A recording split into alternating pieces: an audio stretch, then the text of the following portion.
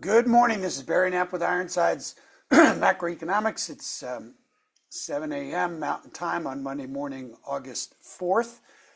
Our note this week was titled Flawed Fed Frameworks. Hopefully you read our payroll preview note that was titled Abundant Slack on Wednesday.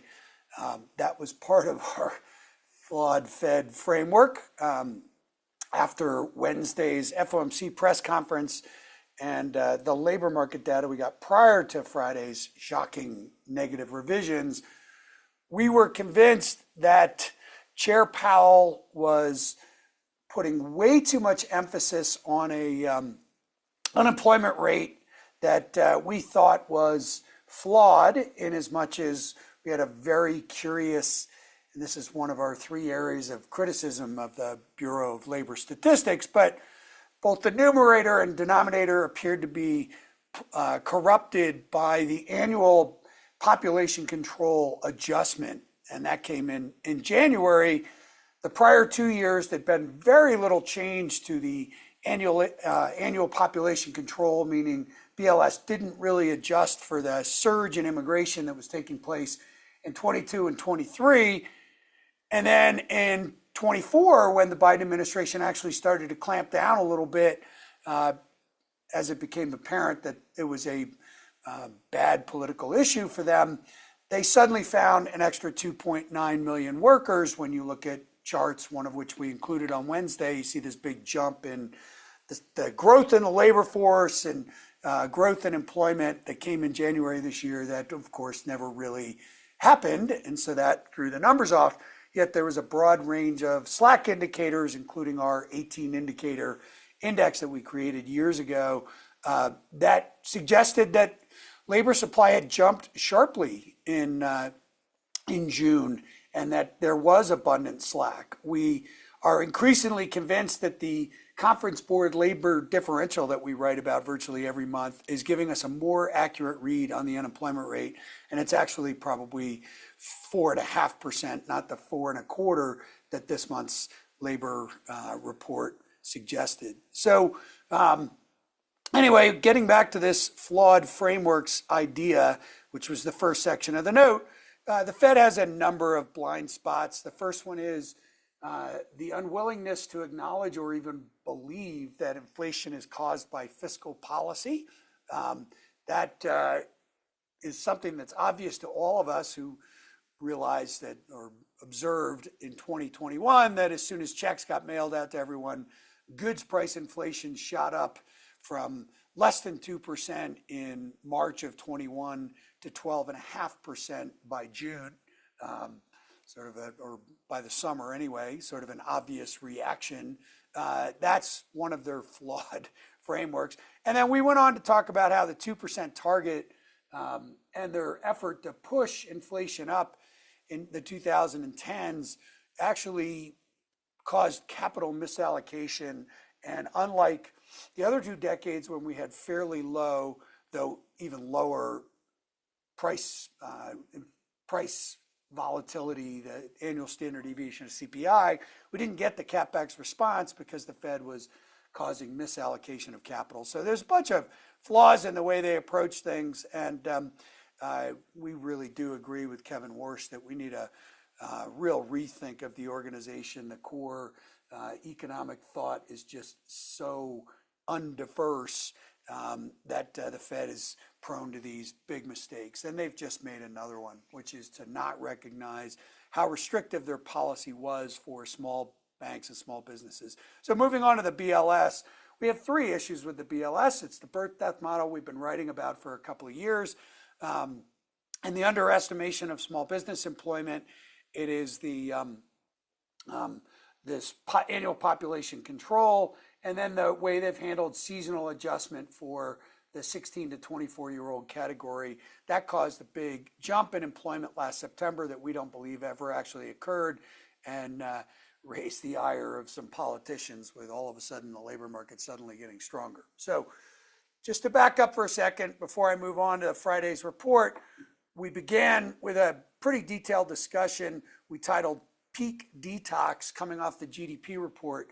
And this speaks to that one of the Fed's real blind spots. So federal consumption, government spending was negative 3.7 in the second quarter, negative 4.6 in the first quarter, 4% in the fourth quarter, and 8.9 in the third quarter right before the election.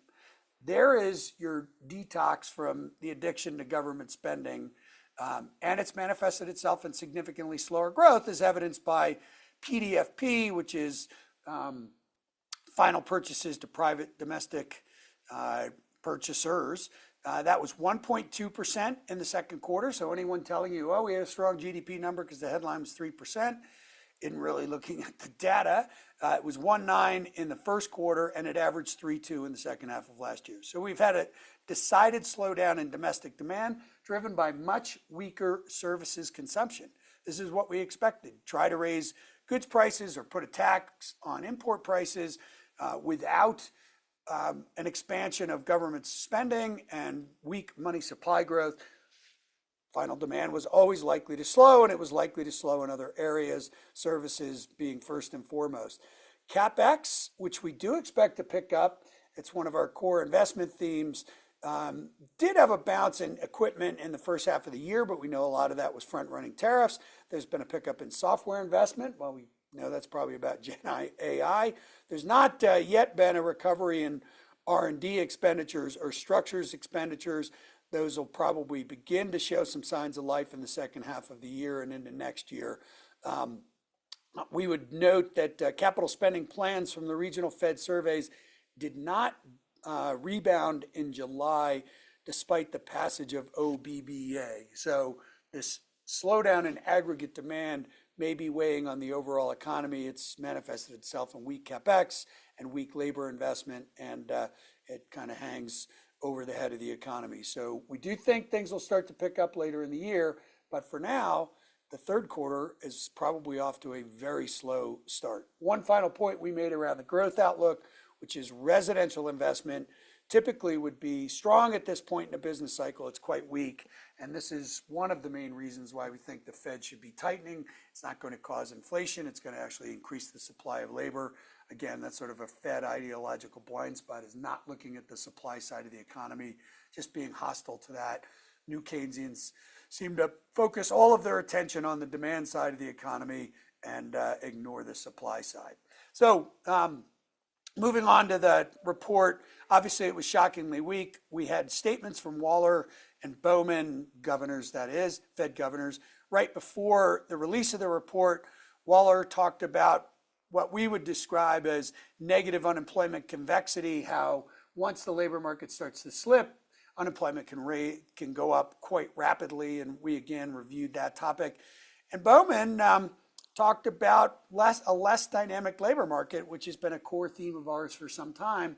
Our measures like worker reallocation or looking at the spread between job switchers and stayers. We think she really nailed it with her perspective on all this. We basically now have, if we adjust employment growth down by 80,000 per month for the overestimation of small business employment from the birth-death model, we have employment growth of 0.3%. We've had negative employment growth of roughly 50,000 for the last 3 months. The labor market is decidedly weak, and this is what we've been expecting, what we thought was happening. We just don't understand how the Fed approached it the way they did, but this does put them in a position where they could very well be cutting 50 basis points in September like last year. So we're going to stick with our 100 basis points of rate cuts between now and the end of the year. And last year we were talking about correcting a deep disinversion of the curve that took some of the real pressure off small banks and small businesses, but did not create an upward sloping curve that really reopened the bank credit channel. This year, 100 basis points, getting us to roughly neutral policy would be quite beneficial for those small banks, small businesses, lower financing rates, an open credit channel. Should help housing. We would expect the spread of mortgages to treasuries to contract. Many of the buyers, like small banks, like REITs, are leveraged, and an upward sloping curve would be a powerful incentive to accumulate some of those mortgages and make residential loans at these wider spreads. And we think that spread would contract. So you get sort of a double whammy on mortgage rates. You get lower front end rates, but then you get a steeper curve that encourages purchasing, and that flattens out that or tightens that spread between mortgages and treasuries. The next section of the note discussed debt management. One of the big stories last week that turned out to be a bit of a non-story was the Treasury did announce an extra $500 billion in financing needs. Undoubtedly, they'll rebuild the Treasury general account balances, which had fallen from their target of $850 billion down to $300 or so. But we think Treasury Secretary Bessent will handle that adroitly, unlike Treasury Secretary Yellen, who was quite reckless with her use of that. She turbocharged easing in 21 by stopping issuance, and then she turbocharged tightening in 22 by rebuilding those balances quickly. Bessent's going to be much more a careful steward of the Treasury account. And so we think that risk of supply-driven sell-offs on the back end of the Treasury market is mitigated for now. We could call it a pause in the structural bear market of the bond market, but we wouldn't worry too much about the back end of the bond market moving wider because of supply. And we noted that things like swap spreads and the 30-year real rate, the term premium, have all stabilized because we do have a careful steward of debt management at the Treasury. So wrapping this all up, rate cuts will help, but we could very well get a growth scare between now and then. We've noticed that we don't have all that many Fed speakers. In the first couple that we got, Beth Hammack from the Cleveland Fed, Raphael Bostic from the Atlanta Fed, and John Williams from the New York Fed stuck to their labor market is solid mantra in speeches after the payroll report. Sort of shocking that they wouldn't admit that they were wrong about all that. But we do think that the Fed will start to pivot towards much easier policy. And by the time we get to September, after we get the annual benchmark revision and another payroll report, they'll be in cut 50 mode. This probably implies a bit of a pullback in cyclicals and some of the more expensive sectors like tech. They had obviously great earnings. Net revisions still look strong. That said, and we do still think that there'll be a strong CapEx cycle coming that'll broaden from just beyond Gen AI, but it wouldn't shock us if we had a pullback here, 6 to 8%. Maybe if there's some pressure on global currency markets and the like, sort of like what happened last year with the Japanese carry trade, that we couldn't get to 10%, a 10% pullback. That's probably too much, and we'd certainly be a buyer of any pullback here if we get it.